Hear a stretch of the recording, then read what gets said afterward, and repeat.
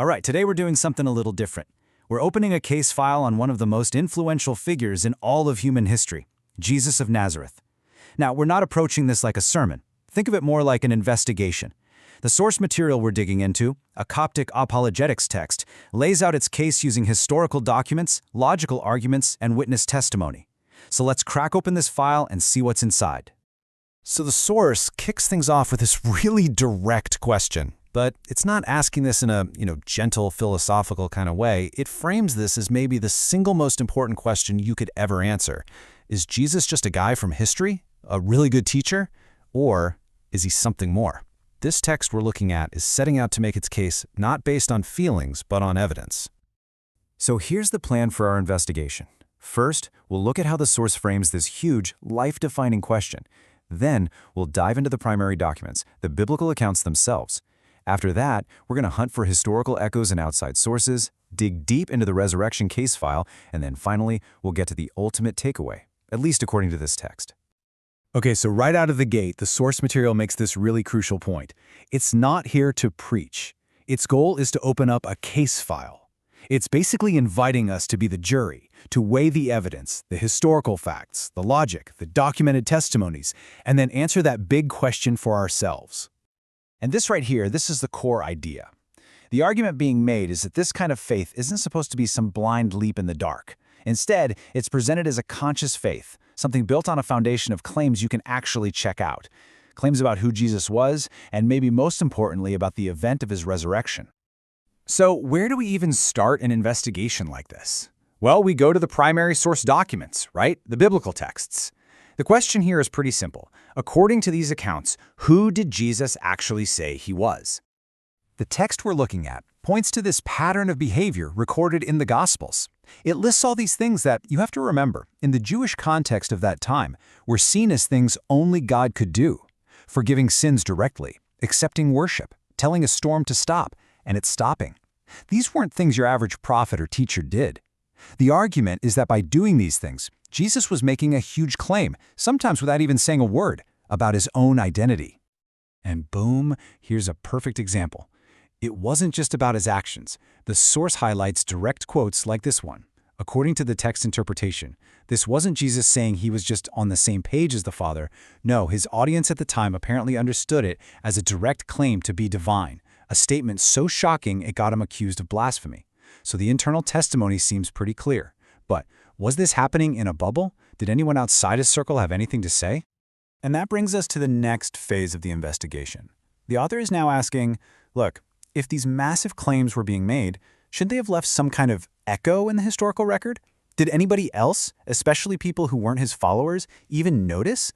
So the first place the source looks is to the generations that came right after the apostles. And what it finds is this really consistent belief. You see here, as early as 107 AD, a guy named Ignatius of Antioch is explicitly calling Jesus our God. This timeline is used to make a point, that the belief in Jesus' divinity wasn't some legend that popped up centuries later, but that it was a core, documented belief right from the get-go. Okay, but this is where the case, according to the source, gets really compelling. It now calls its most powerful witnesses to the stand. Contemporary historians who were not Christians. We're talking neutral and in some cases, downright hostile witnesses. So what did they have to say? The text lays out this really powerful side-by-side comparison. On the left, you've got the big claims from the Christian documents, and on the right, you have what the text says are independent confirmations from outside historians. So you have a Jewish historian, Josephus, confirming Jesus was a wise teacher, a Roman governor, Pliny the Younger, reporting that his followers worshipped him as a god. Now, to be fair, secular historians often debate the exact interpretation of these ancient sources. But the argument from our text is that the overall pattern is just undeniable. And this is what the source considers historical gold. It's a quote from Tacitus, one of Rome's most respected historians. And this guy had zero love for Christians. But look what he confirms: the existence of Christus, the time period, and his execution under Pontius Pilate. The argument goes that this kind of external backup grounds the whole story firmly in real, verifiable history. We've now arrived at the event that is presented as the linchpin for the entire case. The text argues that if this one thing didn't happen, Christianity would have just fizzled out in the first century like so many other failed movements. We are talking, of course, about the resurrection. And you can't overstate the stakes here. The source uses this quote from the Apostle Paul to show that the very first Christians got this. The resurrection wasn't just some nice story at the end. It was the entire foundation of their belief. Paul basically says, if it didn't happen, the whole thing is a waste of time. Everything. It all stands or falls on this one historical claim. So how is the case for the resurrection actually made? Well, it builds this chain of reasoning. It's based on points that it argues most historians, even non-Christian ones, would agree on. 1. Jesus was a real man who died a real death. 2. His followers had a real, genuine belief that they saw him alive afterward. I mean, they were willing to die for this belief. And this belief sparked a very real movement that just exploded across the Roman Empire. So the central question the source poses is, what else can possibly explain this complete transformation from a terrified, scattered group of followers into the founders of a world-changing movement? So we've looked at the internal documents, the testimony from the early church, and the records from non-Christian historians. After all that, what is the final verdict that's presented in this case file?